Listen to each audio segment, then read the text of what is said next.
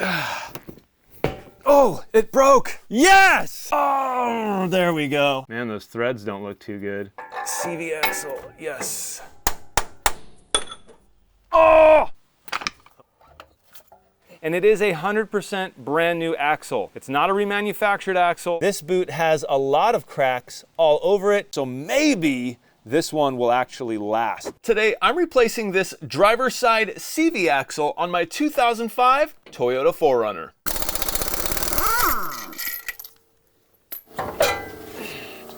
With the wheel removed, I need to remove this center dust cap. And looking down underneath this dust cap, you can see there is a dent here, and this is from somebody removing this cap in the past and not really being careful, and now there's a big gap there. There we go. And there's that dust cap, and that dust cap simply keeps moisture and dirt out of this area. This is the CV axle here. This is the CV axle nut. I now have to take this cotter pin out of the CV axle, which is holding this nut from backing off. So I'm just gonna take a pair of needle nose pliers and bend that. Hammers help too. Now with some of the research I've done online, I've seen that this nut should be a 35mm if it's factory, or a 36 if it's aftermarket. I just so happen to have a 36mm socket here, but I can tell you right now that is way too big. So I have my calipers here, and I thought I'd put a quick measure on there, and we are coming up with just under 35mm. And well, you know what this means, an opportunity to buy more tools. Yes! So I think I'm gonna just go ahead and give this a shot and see how far I can get on this, if I can even loosen it or if it feels like it's gonna round over. This might be a very stupid idea. I guess we'll find out. Yeah, that was a very stupid idea. I started to round over some of those edges. And here's one of those edges you can see that I rounded over. Not good. Now I could very well cut all of this out where I tried a 36mm socket on a 35mm castle nut, but I think I'll leave it in. And the reason being is I like you to see the mistakes so you don't make them, hopefully. That I knew was gonna happen, but I figured it was worth a shot. Now I realize that was really dumb. I'm gonna go ahead now and head out to the parts store and look for a 35mm socket. Well, I did a little research into exactly what the best option here was for me. I could have went down to my local auto parts store and picked up a 35mm socket, which would have been roughly $22 for the one socket. But Harbor Freight, of course, came through. They had this kit here with 7 sockets. Okay, and there's that 35, and this is definitely a heavy-duty, thick-walled socket. This looks really good. So I'm gaining here 5 sockets that I don't already have, which is pretty nice, especially this giant 38mm. This thing is pretty cool. Yes, okay, that's the way it should be. Look at that. We're gonna see if we can't get this nut loose here. I do have a screwdriver stuck up in the rotor there to stop the rotor from spinning.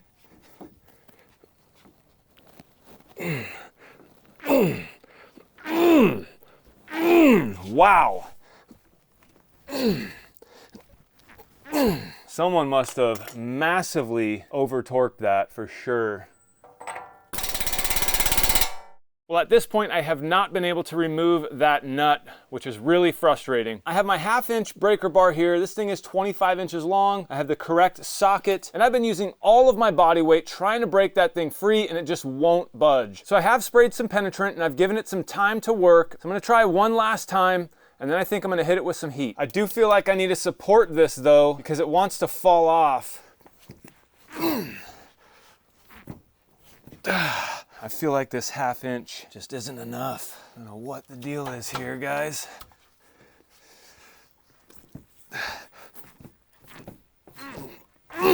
Goodness.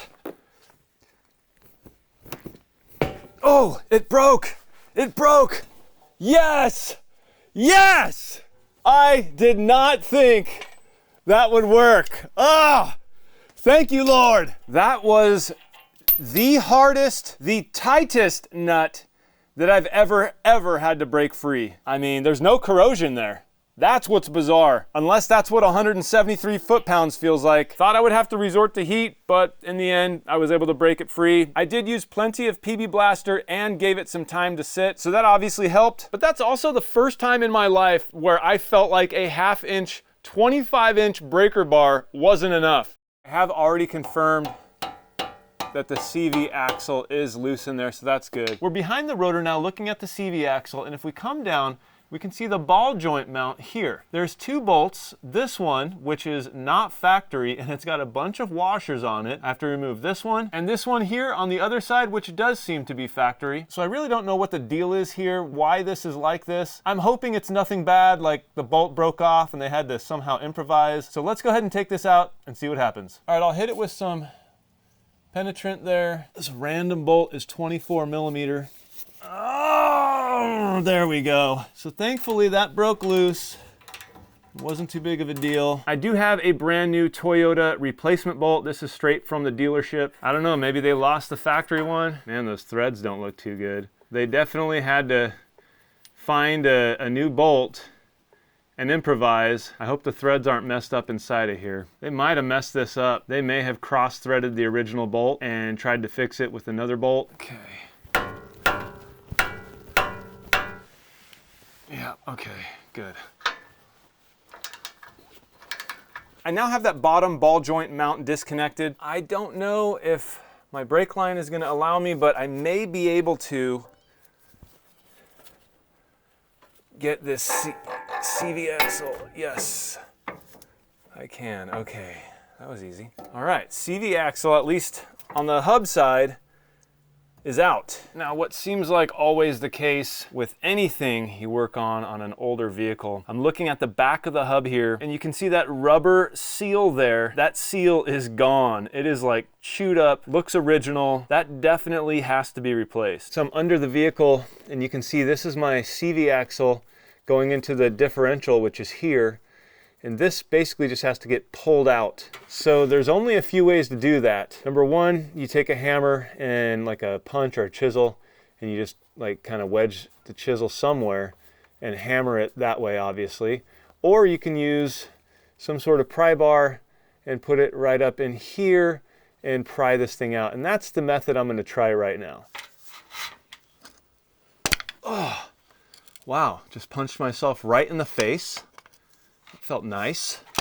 Oh, just did it again. That's amazing. Gotta not punch yourself in the face, I guess. That's probably a good idea. Yeah, that just doesn't seem like it's gonna work. Oh! Oh, wow. Man! Okay, there we go. Here comes the CV axle. And we're leaking nothing. That's what keeps this thing in there. When you install it, it goes in, presses this clip down, it goes past it, and that clip re-expands itself and keeps it from coming out. So that was what all of the pounding with a chisel and prying with the pry bar, that was the purpose, was to get it past this C-clip. Now here's the two axles side by side. We of course have the old one up top and the brand new one down here. And when I say brand new, that's what I mean. This is a Cardone axle, and it is 100% brand new axle. It's not a remanufactured axle. And I did that because, well, it was the best option for me at the time I was ordering. I ordered on Rock Auto. That is what they had available for a really good price. And I've used Cardone products before and liked them. Now this side here is the inboard side. This is the inboard boot. And looking really closely at it, you know, it looks rather normal. It looks just like a normal rubber boot. Moving up to the old one to compare, same thing. You know, we have a chip out of this one here. Something might have hit that, caused that chip there, but I don't see anything leaking out of it. I don't see any cracks or anything. Well, I guess we do have some there. This looks good right off the bat. Now the thing with this particular model from Cardone, this is their HD or heavy duty model. And what that means is it's an upgraded boot here on the outboard side, the side that goes into the back of the wheel. Now looking at this boot close up, it is definitely a lot more firm of a material. It's like harder plastic. Now, I don't know if that's a good or a bad thing. You'd think it'd be good in terms of, you know, rocks hitting it and things like that. But at the same time, as far as flexibility, we will see how long this lasts. Here's the thing for me. As far as the boots go, the original Toyota axles, I don't know if this is original, this may be an aftermarket, but the original Toyota axles had problems with the boots. It seems like no matter what company you go to, whether it's OEM or aftermarket, you're gonna have issues with the boots. Everyone lifts their vehicles, puts the boots at extreme angles, and when those boots are at extreme angles, of course, they're gonna flex more, they're constantly turning when we drive, and therefore, they're gonna wear out quicker. Now, my particular vehicle does not have extreme angles on the CV axles. I am hoping that these boots last a lot longer. But I thought this would be a great opportunity. Number one, I don't know if this is an original Toyota axle. It looks like it, but I do have paperwork that shows that both of the front CV axles have been replaced. The weird thing about that is the passenger side CV axle still looks like new, whereas this driver's side looks horrible, like it's original. So I don't know. This could be original Toyota, or it could have just been replaced with an inferior product compared to the passenger side. I thought this was a great opportunity to test whether or not this Cardone axle, the boot itself, is going to fail quickly. Like I said, I don't have extreme angles on my axles, and so therefore I kind of feel like these boots are gonna last a while. But you know, just like we see the cracking on this one here, although this inboard boot doesn't seem to be leaking, we can see this outboard boot is leaking. This boot has a lot of cracks all over it, in between all the bellows, on the outside of the bellows. There are cracks everywhere. But that being said, this boot is a different material than this. So maybe this one will actually last. This axle definitely looks suspect. Comment down below and let me know what you think. Is this an original Toyota axle, or is that aftermarket, and for whatever reason this one rusted up like crazy, whereas the passenger side one still looks almost like new? Okay, well, looking at the back of the hub, you can see right back here we have this seal. Now, looking closely at this seal, it doesn't look too good. So I'm gonna clean it up and try to get a better understanding of what's going on here. I've now thoroughly cleaned this seal inside and out, and I can clearly see that it has to be changed. There is lots of rubber that is missing off of this seal, and that definitely can't be good, so it's gotta go. Now here's the new part I'm going to be installing, and I just want to verify that it is the same exact size, and it definitely is. In order to get this out, I'm dealing with very, very limited space here. There we go. There we go. Wow. That was not bad at all. And with everything cleaned up the best I can do, it's time to install the new seal. I've applied plenty of grease. Not sure if I should have did that or not, but it just makes sense.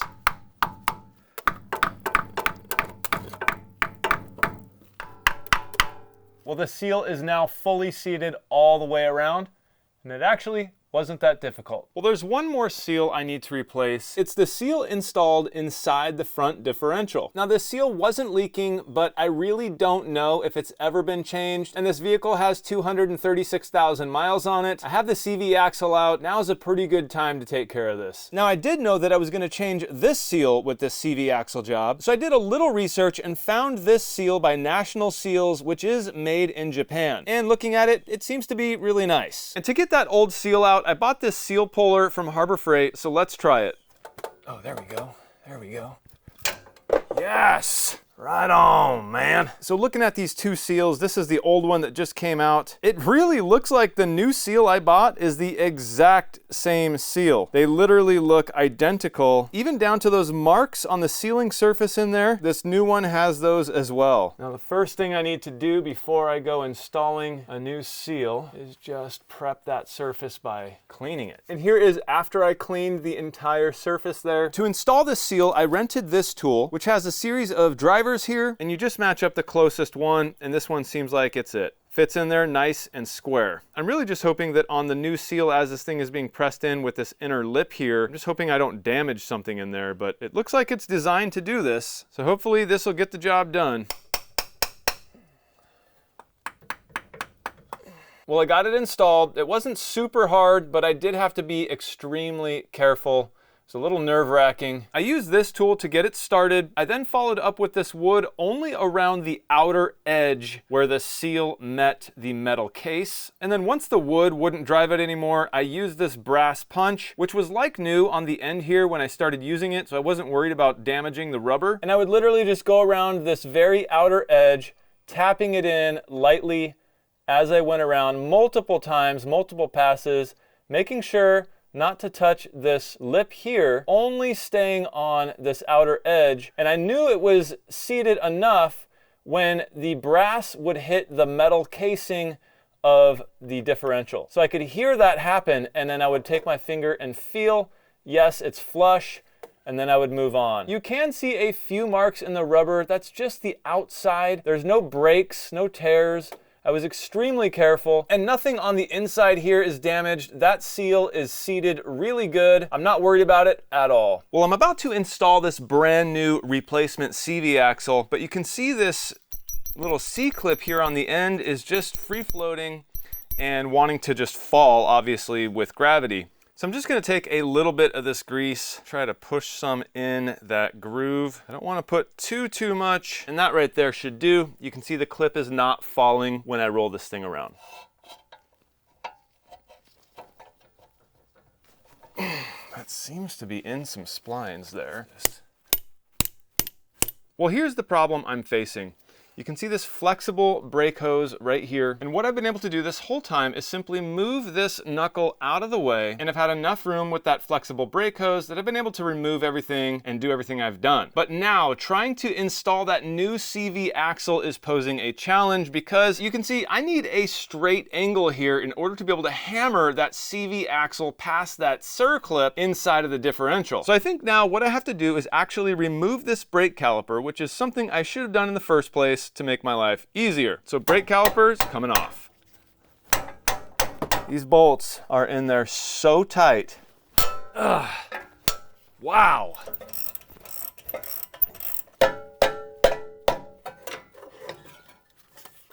Get this caliper up.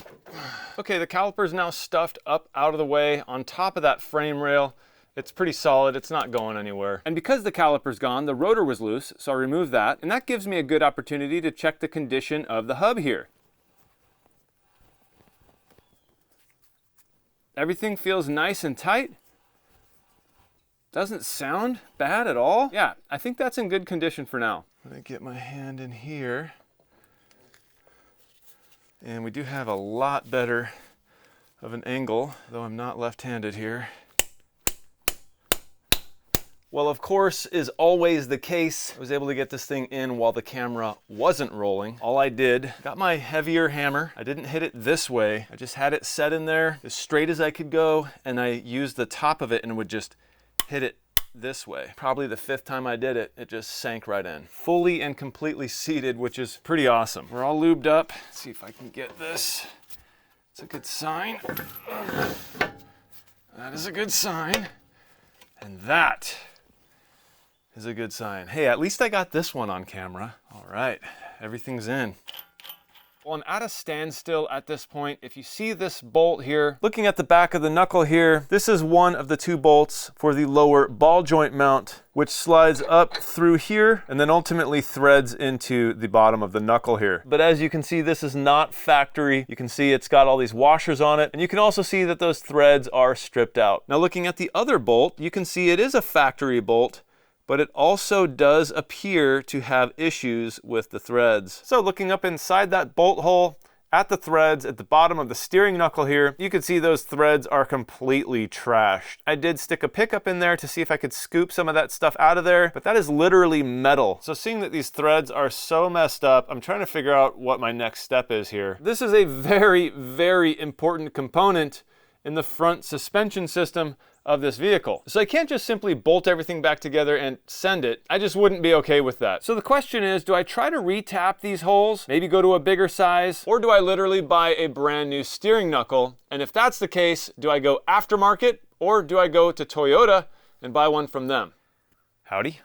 I bet you're wondering why I'm standing here right now, not working on the 4Runner, trying to put all that stuff back together. And that's, well, because I finished the job. This video was about replacing the CV axle, and I did that.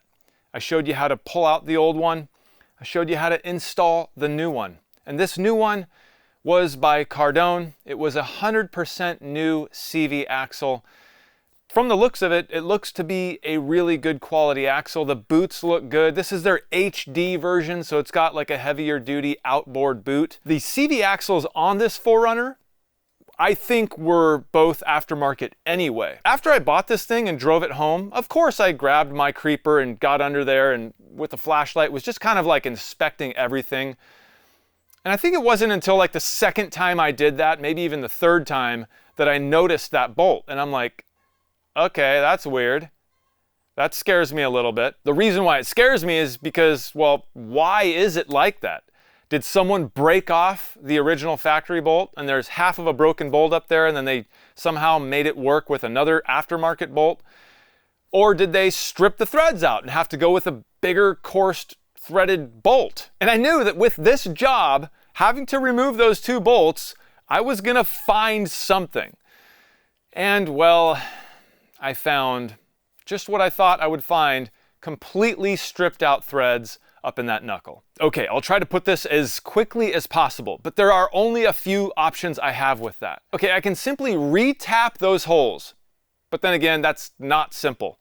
I'd have to remove the entire knuckle, find the next size up, which the bolt is an M16 with a 1.5 thread pitch. So I'd have to go to M18 with a 1.5 thread pitch, which means I'd have to find that tap and drill bit and hope that I could do that good enough and not break the tap off inside the knuckle, take the time to do it, and always wonder if those threads were gonna hold. This is an important enough part where I don't wanna sit there wondering. Even though I already did look for a tap locally, there's none to be found. It would have to be ordered online, which means, you know, now I'm researching taps and like what the best quality one out there is and, you know. Anyways, I feel like the re-tapping is out of the equation here. Then that leaves my only two options. Well, the one option is replacing the whole knuckle. I wish I didn't have to do that, but I think that's my only option.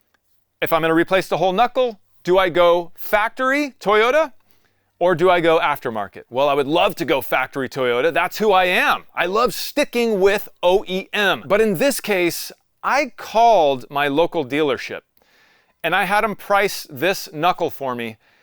And just this one knuckle was $498. $498. So we of course have the aftermarket option, which is Dorman. We all know the brand. They are a big brand. And I did some research and I tried to find them like reassuring the customer, me, that the products are good, high quality products. And I found those. They have a video on Rock Auto's website you can watch that specifically talks about knuckles and things like this, that they pay close attention to detail, the materials that these things are made out of, close attention to the factory units and the types of materials that are used to make those, close attention to the competition and what materials other companies are using to make. Hopefully that made sense. Anyways, I am confident that I could buy this Dorman aftermarket knuckle and be happy with it and be fine with it. I think it would be perfectly fine. Why wouldn't it? After all, the CV axle I just installed is aftermarket. I didn't want to pay, what was it, $300+ for a factory CV axle when I could buy one aftermarket for like, I think it was under $80. Now back to what I was saying about the CV axles real quick. Of course I would have loved to just reboot the factory CV axles, but those aren't factory. So I'm not going to take the time to reboot the aftermarket CV axles when I can just simply buy a new one that's perfectly done already and slap it in there. And that's what I did, and it was not a bad job. I mean, there was a lot of things that happened, like the CV axle nut that was unbelievably tight on there. It wasn't really until I supported that socket with a jack stand that I could put every bit of my weight into that 1/2 inch, 25 inch breaker bar. And I'm telling you, I was only gonna give myself one more shot to break that thing loose, and it broke loose on that last time. So the CV axle was replaced. I replaced the inboard oil seal, the one that's inside that differential, and I also replaced that seal that's in the back side of the hub. And I'm ready to put all this stuff back together, but I just can't. So I guess this video is just not gonna have the planned, you know, GoPro strapped underneath to show you the CV axle in action, but that's okay. We got to see a lot of the headaches, a lot of what I had to go through replacing the seals and replacing the CV axle and getting through some problems. And I think this was a really fun video. And if you agree with that, please don't forget to hit that thumbs up. It really does help this video and the channel as a whole. Oh, and one more thing, don't forget to go check out One Road Garage on Instagram. There's a lot of reels on there, especially regarding this job right here. So they're kind of like behind the scenes type stuff. If you're interested in that, they're there. Those same videos are also available on my channel here on YouTube as shorts. I try anytime I'm doing anything to come up with a good, 50 to 60 second short where I condense everything into a very quickly watchable video. It doesn't have all the details, but it's kind of got a good overview of everything. So that's all available on the One Road channel here on YouTube. If you just go and look for my shorts, or you go to Instagram, you can see that stuff on my Reels tab or page or whatever it is. One Road Garage on Instagram. Check those out. You'll see some behind the scenes here for this stuff. I hope I touched on everything here. I think I did. This was a decent job. I mean, it normally should have taken a couple of hours, 3 hours, maybe 4. But because I was filming, because I've never done anything like this on a Toyota before, there was some hardships that I had to work through. There were some questions that I needed answers. There was some research that I had to do. And so therefore it took me 4 days, and I'm still working on it because now I have other problems and other hurdles that I have to overcome, but we'll get it done. And that also means that yes, there's going to be more videos about this job, about what direction I went with the knuckle that I'm going to be using to replace all this. And I may even throw in an upper and a lower ball joint, for that matter, maybe even a hub. So if you want to see all that stuff and you're interested in Toyota 4Runners, this is a 4th gen, maybe you might want to subscribe to the channel. I'm Jimmy for One Road here on YouTube, and I will see you in the next one.